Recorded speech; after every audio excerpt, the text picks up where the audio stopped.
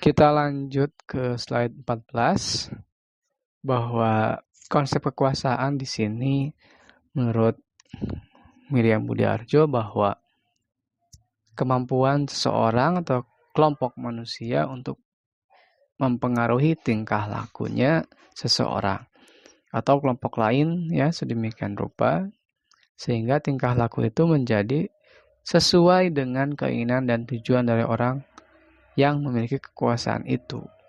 Ya, ini hampir mirip dengan pembahasan ilmu politik ya oleh Miriam Budiarjo. Katanya antara kekuasaan ya itu pasti sangat erat kaitannya dengan ilmu politik. Bagaimana kemampuan ataupun usaha untuk mempengaruhi.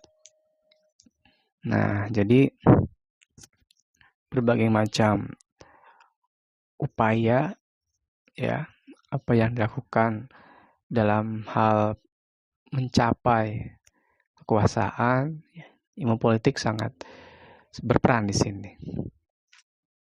Dan dari keseluruhan kemampuan, kemudian hubungan-hubungan serta proses yang menghasilkan ketaatan dari pihak lain, ya, sehingga untuk bisa mencapai tujuan-tujuan yang ditetapkan oleh pemegang kekuasaan. Ini menurut Osip K. Fleischheim, ya, bagaimana kekuasaan ini bisa berupa suatu kemampuan.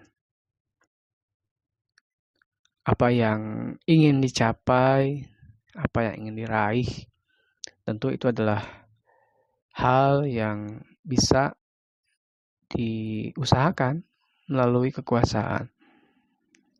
Dan dalam hal ini, ya, suatu proses yang dilakukan adalah apa yang disebut dengan kekuasaan menurut Fleischheim. Nah, jadi secara pengertian dari konsep antara Budiarjo dan Fleischheim ini jelas ya ada beberapa perbedaan konsep. Ketika Budiarjo tadi dipandang sebagai usaha untuk mempengaruhi tingkah laku, ya, tetapi kalau Fleischheim ini hanya atau hampir lebih luas ya dari keseluruhan kemampuan yang dimilikinya. Jadi tidak hanya proses mempengaruhi tingkah laku saja gitu, ya. Apa yang menjadi intrik-intrik ataupun perencanaan-perencanaan yang sekiranya bisa mendukung dalam capaian kekuasaan. Ya, tapi kalau Miriam Budiarjo hanya sebatas proses untuk mempengaruhi tingkah laku. Ya. Nah, itulah bagaimana kita memahami konsep secara mendasarnya. Kemudian dalam slide ke-15 di sini terdapat suatu sumber ya, kekuasaan. Bagaimana suatu kekuasaan itu didapatkan?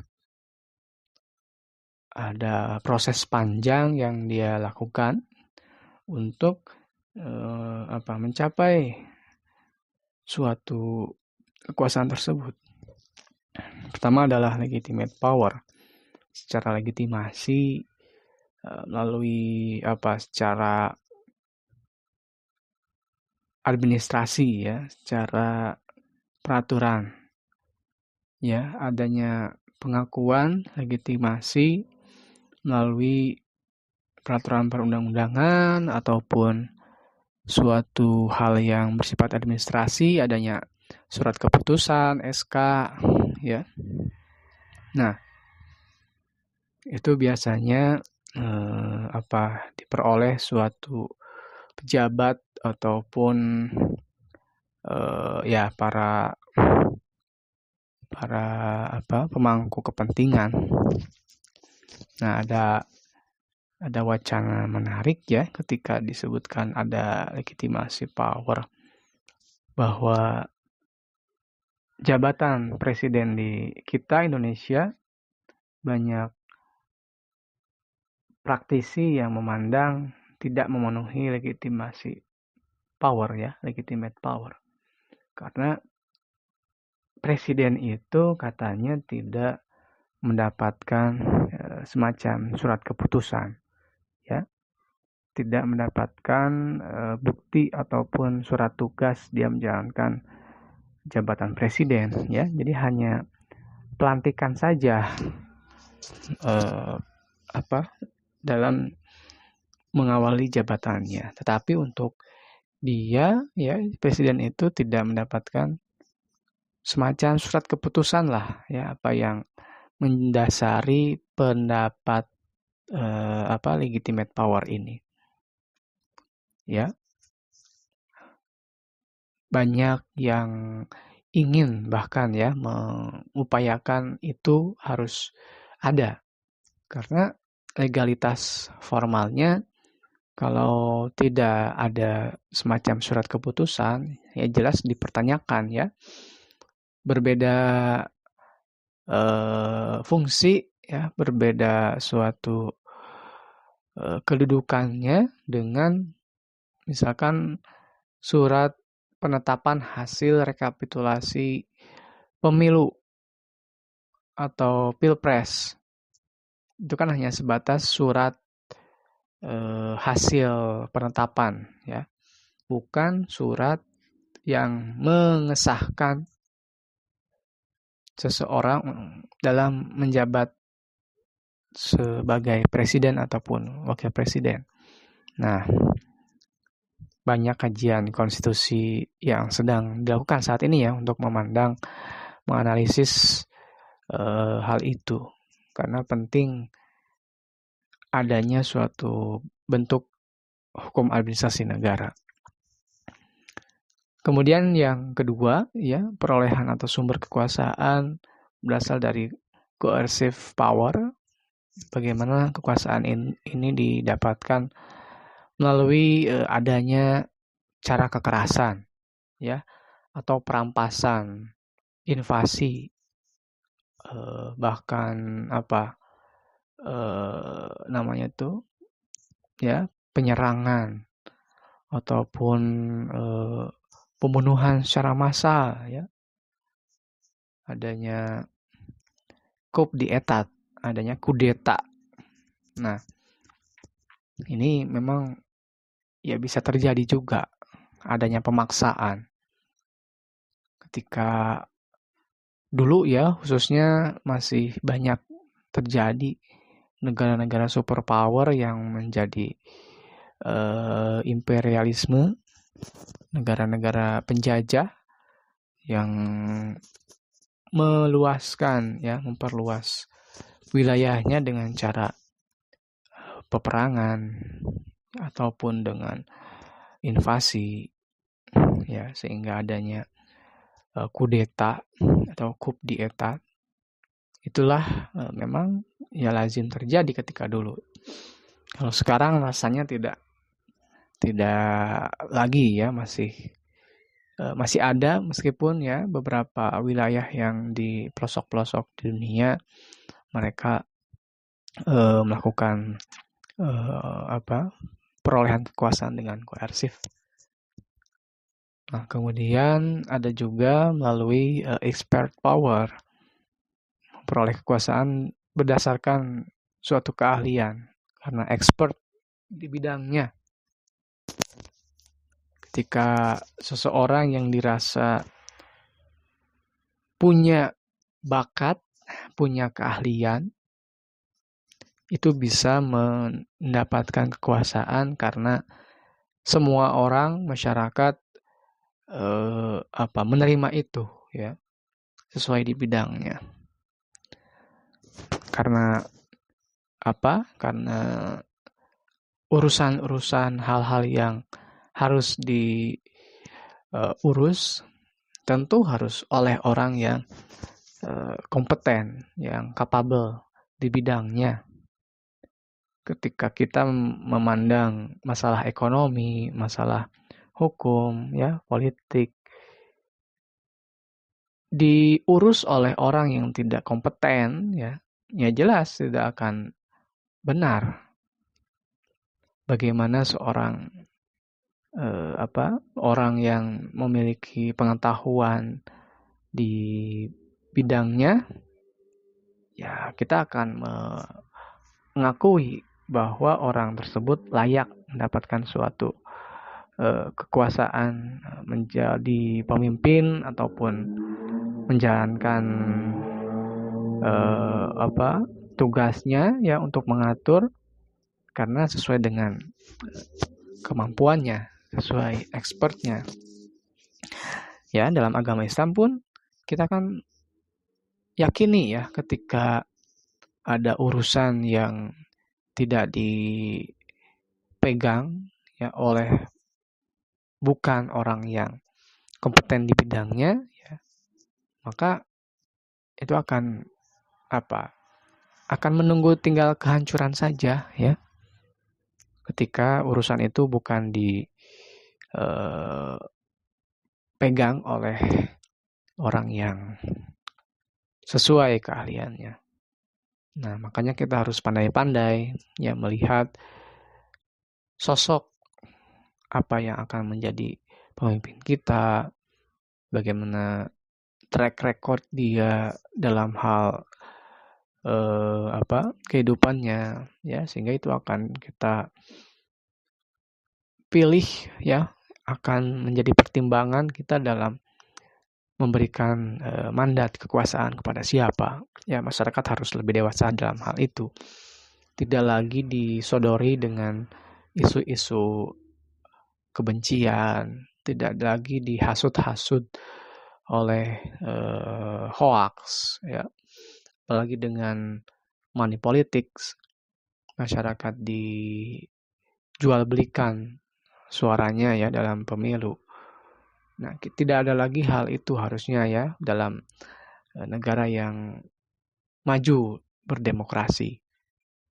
Ketika setiap warga negara mengenal sosok para calon wakil rakyat, calon pimpinannya, ya, maka masyarakat dianggap dewasa dalam menentukan pilihan. Nah, kemudian ada juga ternyata yang keempat adalah reward power, pemberian kekuasaan, ya, perolehan kekuasaan melalui suatu jasa, ya. Reward itu kan sebagai suatu hadiah. Banyak ya orang-orang ataupun kelompok orang yang dia dianggap berjasa dalam membantu sesuatu hal, sehingga mereka diberikan ya suatu kekuasaan melalui pemberian. Nah, inilah yang terkadang memang tidak melihat apakah kredibel, apakah capable enggak di bidangnya. Ya, para simpatisan, para pendukung presiden yang turut mendukung dalam pemenangan pemilihan umum, ya. Ada partai-partai yang berkoalisi, dia memberikan dukungannya, ya, maka jangan heran ketika nanti presiden terpilih akan ada pemberian suatu kekuasaan, ya, reward kepada partai-partai politik yang mendukungnya dengan menjadikan jabatan di pemerintahan kepada para anggota maupun para elit politik yang mendukung. Kita bisa lihat ya di era pemerintahan dari waktu ke waktu, di era Jokowi saat ini ya, SBY dulu ya, ada sumbangsih yang nyata kepada presiden terpilih gitu ya. Bahkan sekarang kita bisa lihat ada deklarasi calon presiden tahun 2024 ya. Ada calon presiden dari Partai Nasdem ya, yang bergabung dengan PKS dan Demokrat, yaitu Anies. Di awal ini kan mereka tentu memberikan dukungan yang nyata ya, meskipun Anies itu bukan anggota partai politik, tetapi diberikan dukungan oleh partai politik. Sehingga nanti jangan heran ketika Anies terpilih, orang-orang partai politik dari Nasdem, Demokrat maupun PKS akan diberikan kekuasaan ya, diberikan reward seperti misalkan di era Jokowi sekarang didukung oleh partai banyak partai ya, bahkan ada dari P3 ya yang diberikan kekuasaan atau diberikan jabatan menteri Bapenas misalkan, atau dari Partai Gerindra ya yang akhirnya mendukung Jokowi kan, sempat di sebelumnya itu berhaluan malahan ya calon presidennya Prabowo. Maka Jokowi memberikan jabatan Menteri Pertahanan kepada Prabowo, Menteri Pariwisata kepada Sandiaga Uno, yang merupakan suatu reward ya, hadiah kekuasaan. Nah, terus juga ada Partai Golkar, misal ada Partai Amanat Nasional ya, Erlangga Hartarto, ketua Partai Golkar yang diberikan jabatan Menteri Koordinator Perekonomian atau Menteri Perdagangan ya, yang dijabat oleh Zulkifli Hasan, ketua Partai Amanat Nasional. Artinya memang ini lazim ya dilakukan, namun jelas ini akan menimbulkan sorotan di masyarakat ya, akan terus menimbulkan pro dan kontra, karena ya pemberian ini ya dirasa kalau tidak capable, tidak sesuai dengan kapabilitasnya, ya maka yang akan menjadi korban adalah jelas masyarakat yang dirugikan ya. Yang akan diuntungkan ya sekelompok orang saja, para partai-partai yang mendapatkan kekuasaan ini ya. Maka tak heran oligarki itu akan sangat dimusuhi rakyat, karena yang diuntungkan hanya sekelompok partai-partai pendukung pemerintah saja kalau dipandang sebagai pelaksanaan sistem pemerintahan. Nah, yang terakhir itu ada referent power, adanya perolehan melalui suatu daya tarik ya, suatu karisma, suatu ya ada suatu unsur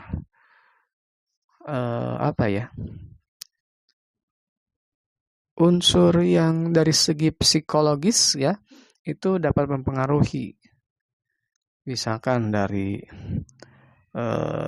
daya tariknya gitu ya, unsur ya bisa dikatakan unsur magis lah, karena kan tidak bisa dijelaskan ya kenapa bisa mendapatkan daya dukung ya dari masyarakat.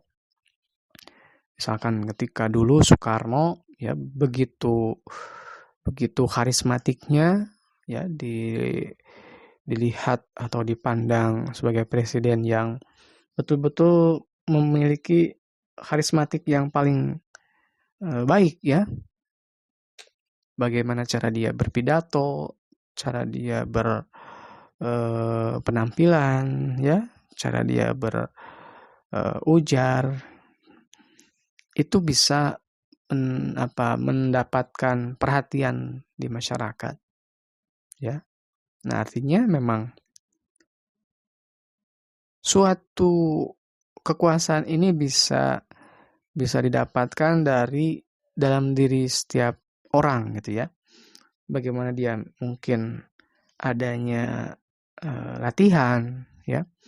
Ketika dia dari kecil dididik